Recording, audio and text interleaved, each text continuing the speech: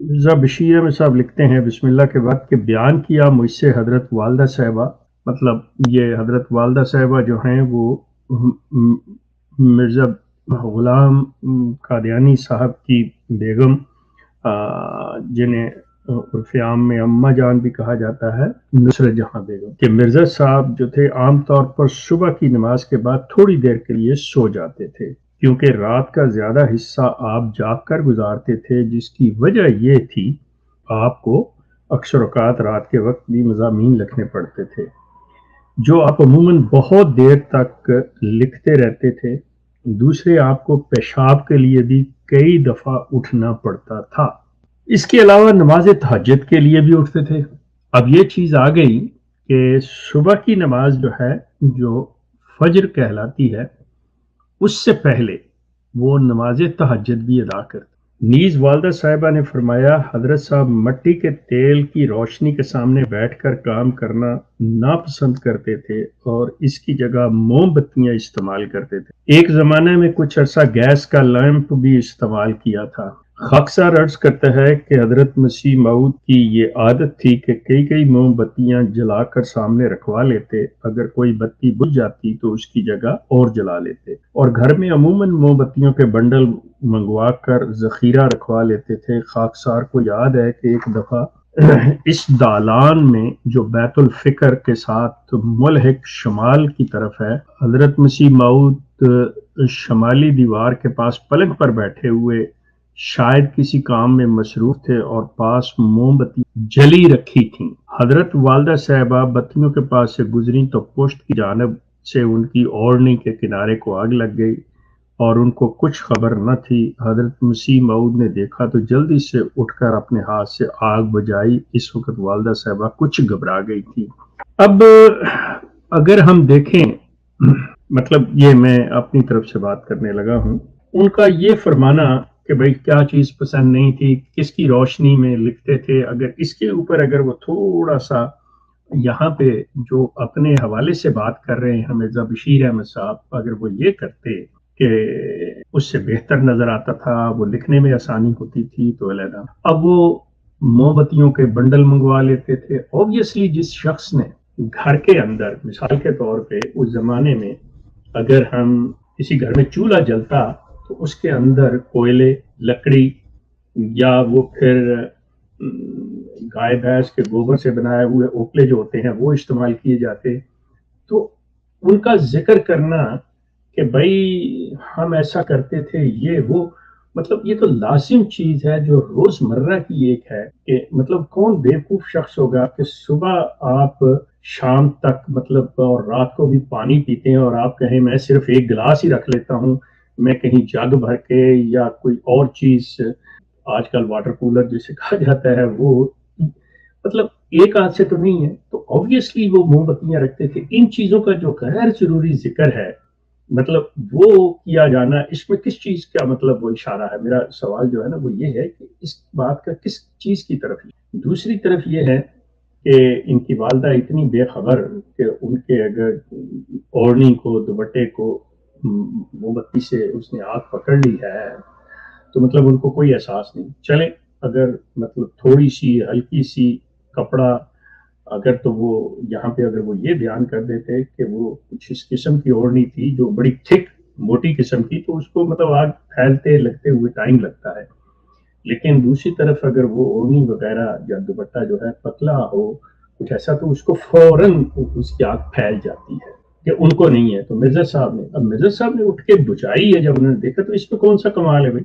یہ تو ان کے لیے ظاہر ہے، اگر کوئی باہر کہیں آپ یہ دیکھیں کہ انسان کوئی اجنبی ہے، جاتے ہوئے لوگ جو ہیں ان میں سے کسی کو کوئی تکلیف پہنچتی ہے، ٹھوکر لگتی ہے، گرتی ہے، تو انسان انسانی ہمدردی کے تحت کرتا ہے یہ کام۔ تو مرزا صاحب نے تو یہ کام کرنا ہی کرنا تھا، ان کو دیکھتے ہوئے وہ اگنور تو کر نہیں سکتے تھے۔ مطلب مرزا صاحب نے اگر وہ ان کی آگ بجھائی تو اس میں مطلب کون سی ایسی چیز تھی جس کو وہ مطلب یہ ظاہر کر رہے ہیں کہ کوئی ایسی چیز مطلب خاص کی، لیکن ساتھ ہی اس کے ساتھ مطلب جو اصل جس پہ میرا خیال ہے کہ جو ایمفسائز کرنا چاہ رہے ہیں، جو جس چیز پہ زور دینا شروع کریں کہ اٹھ کر اپنے ہاتھ سے مطلب وہ آگ اوڑھنے کے اوپر ہاتھ جیسے مل کے وہ کر دیتے ہیں.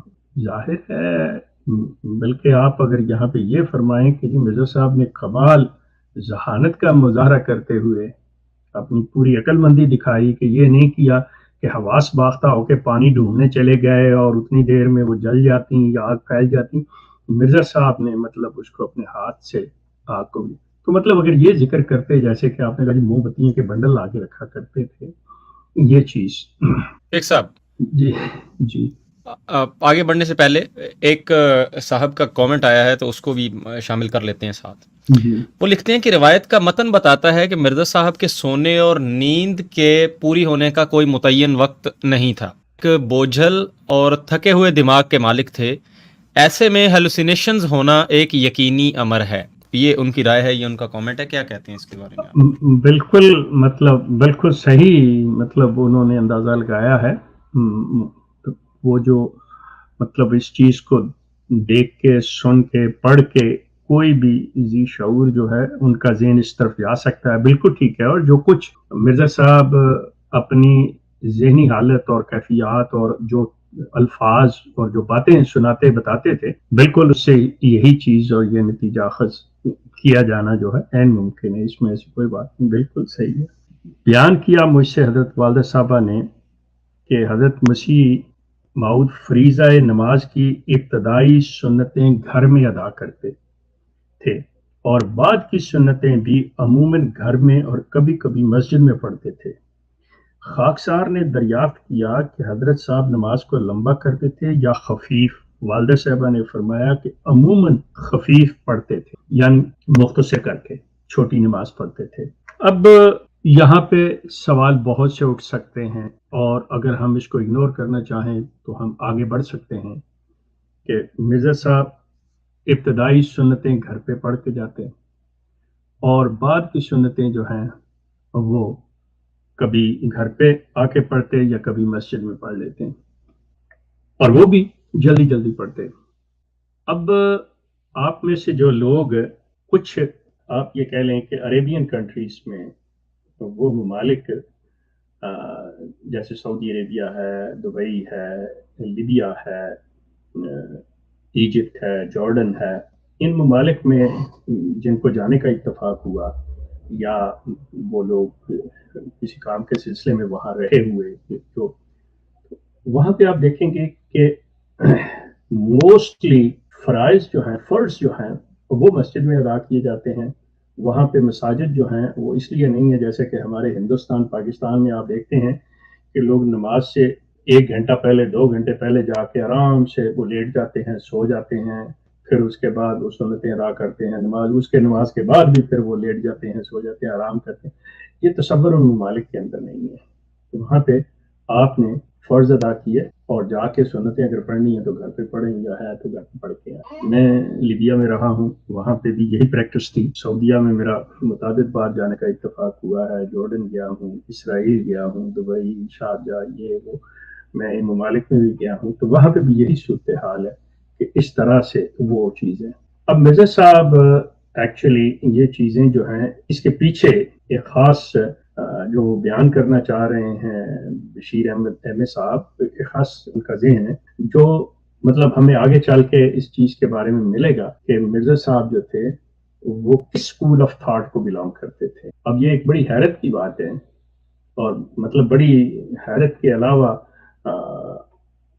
ان ایکسیپٹیبل بات کہہ لیں کہ یہ ناقابل قبول ہے یہ چیز کہ ایک شخص دعویٰ نبوت کا رکھتا ہو اور وہ کہے کہ میرا مذہب جو ہے وہ فلاں امام کتابیں ہے. مطلب وہ یہ جیسے اسلام مسلمانوں کے اندر اس وقت 4 امام مختلف فقہا جو ہیں وہ چل رہے ہیں. امام بخاری ہے, فقہ حنفیہ ہے, فقہ مالکی ہے, فقہ حنبلی ہے, فقہ شافعی ہے. یہ چیزیں چل رہی ہیں. وہ ان کو امام بخاری فقہ کے امام نہیں. جی امام بخاری نہیں فقہ حنفیہ امام ابو حنیفہ کی بات. سوری اگر میں نے کچھ امام بخاری کو اس میں لیا تو ہم سوری. یہ جو ہے کہ بتایا جاتا ہے کہ ہمارا مذہب حنفی ہے, ہم مالکی ہے, یہ وہ چیز. اب ایک نبی جو ہے وہ تو خود لے کے آتا ہے ایک چیز، وہ تو کسی کتابیں نہیں ہوتا. اگر اس نے ہی اطاعت کرنی ہے کسی امام کی تو نبی کہاں سے ہوا؟ یہ آگے چل کے یہ چیزیں آئیں گی جہاں پہ مرزا صاحب اس چیز کا اظہار کرتے ہیں کہ ہمارا مذہب جو ہے وہ حنفی مذہب ہے. یہ سارا کچھ آئے گا، مطلب میں اپنے پاس سے نہیں کہہ رہا، یہ ریکارڈڈ یہ چیز ہے کہ مرزا صاحب دعویٰ نبوت کا رکھتے ہیں اور مذہب یہ حنفی رکھتے ہیں.